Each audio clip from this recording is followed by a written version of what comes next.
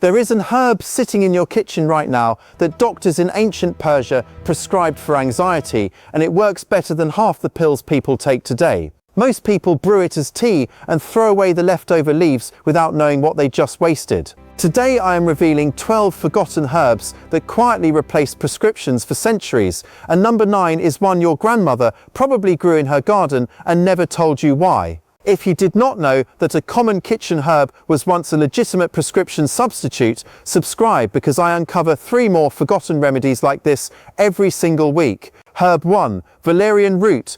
Valeriana officinalis. The dried root sells for up to $35 per pound, and the global sleep aid market it competes in is worth over $80 billion. Everyone thinks valerian is just a mild herbal tea for light sleepers. Most people believe it is a placebo dressed up in a health food store. Here is the truth. Clinical trials published in peer-reviewed journals show valerian reduces the time it takes to fall asleep without the dependency risk of prescription benzodiazepines. Pharmaceutical companies spend billions marketing sleep drugs that come with addiction warnings.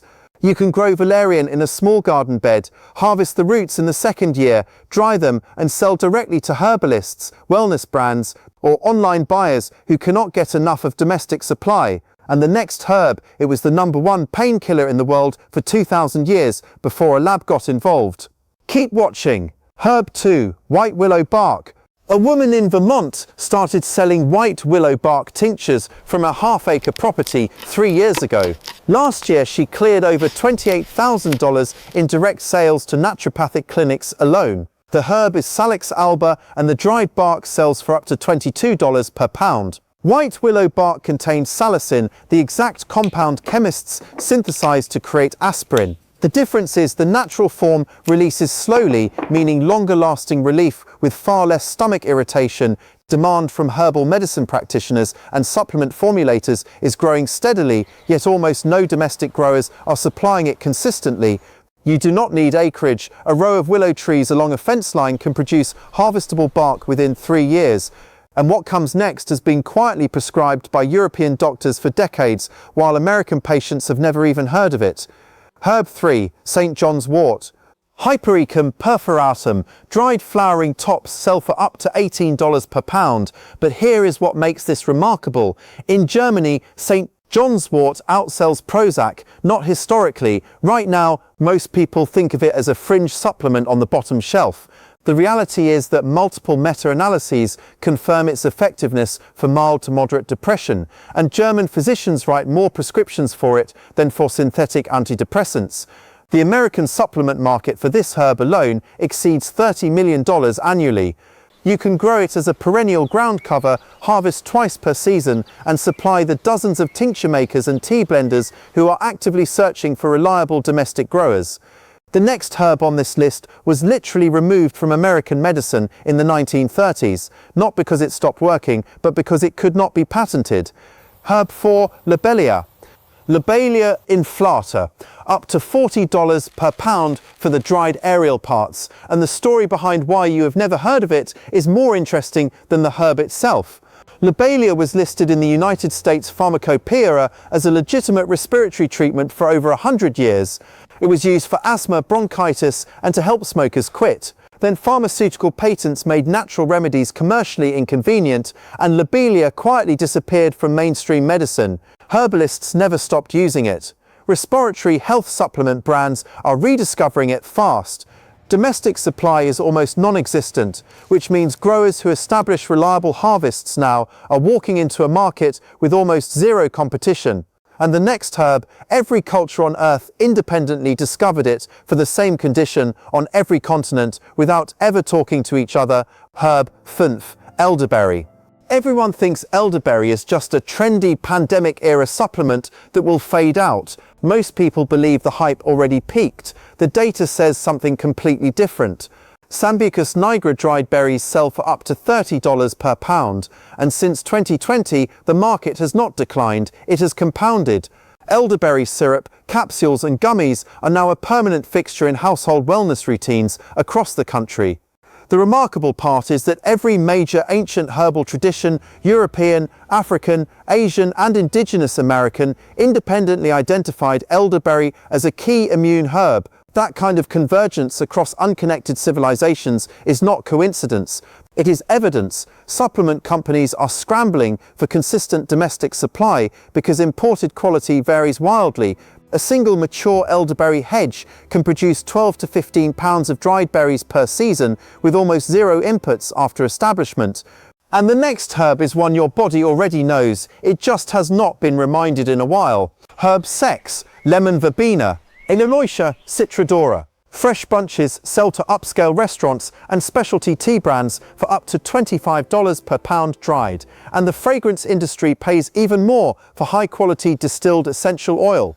A small farm in California supplies 3 Michelin-starred restaurants in San Francisco with fresh lemon verbena weekly. They cannot keep up with demand and turn away buyers every month. Traditional medicine systems across South America and the Mediterranean have used this herb for digestion, anxiety, and fever reduction for centuries. Modern research is now catching up, confirming anti-inflammatory and antioxidant activity that makes it genuinely useful rather than merely pleasant. The culinary herb market is underserved by domestic growers, and chefs are specifically looking for locally sourced, chemical-free supply they can feature on menus. You do not need a greenhouse. Lemon verbena grows vigorously in containers in any warm climate. And up next is the herb that medieval European doctors called the cure for everything, and modern immunology is starting to agree with them. Right here, drop the number of the herb that surprised you most in the comments below. I am turning whichever one gets the most votes into a full dedicated deep dive video with growing guides, buyer contacts, and pricing breakdowns. Your comment literally decides what I make next. Herb 7, Echinacea, Echinacea purpurea. Dried roots sells for up to $25 per pound, but the aerial parts, flowers and seeds each command separate premium prices from different buyers, meaning one plant has multiple revenue streams. Medieval European herbalists called it the universal healer. Modern immunologists studying innate immune activation are finding mechanisms that explain exactly why the North American Echinacea supplement market is worth over $130 million per year. Most of it is imported or grown by a handful of large producers, leaving a wide opening for small-scale growers selling to local herbalists, farmers markets, and direct-to-consumer wellness brands.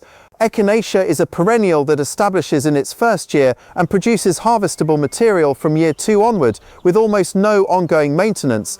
The herb that follows this one was prescribed by Roman physicians to soldiers for battlefield wound care, and emergency room nurses today quietly use its modern equivalent for the same reason. Herb 8, Yarrow. Achillea millefolium, named after Achilles, who according to legend used it to stop his soldiers from bleeding out on the battlefield.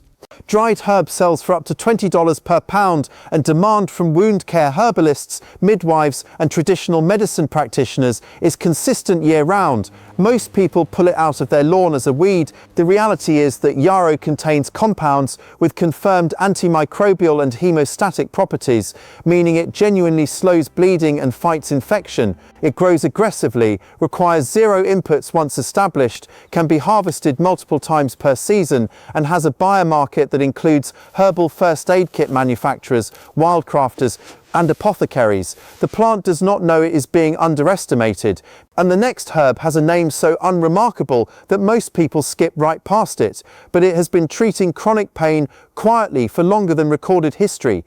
Meadowsweet. Filipendula ulmaria. Here is the one that probably grows within 5 miles of wherever you are right now if you live in a temperate climate, and almost no one is harvesting it commercially. Dried flowering tops sell for up to $28 per pound. Meadowsweet is the plant that actually inspired aspirin. Salicylic acid was first isolated from meadowsweet in 1838, decades before Bayer synthesized it in a lab and patented the result. Traditional European herbalists used it for ulcers, joint pain, heartburn, and fever for centuries before the pharmaceutical industry repackaged its active compounds and charged 20 times the price. The wild harvesting market for meadowsweet is almost completely untapped domestically. Buyers include herbal medicine suppliers, small batch tincture companies, and tea blenders, and they are consistently unable to source enough high quality dried material. And what is coming next was once the most widely traded medicinal commodity in the world, more valuable by weight than most spices. If any of these herbs have been growing near you your whole life and you never knew what you were sitting on, hit like. It helps me find the people who actually need this information. Herb 10. Licorice root. Glycyrrhiza glabra. Dried root sells for up to $45 per pound, and for centuries it was the most globally traded medicinal plant on earth.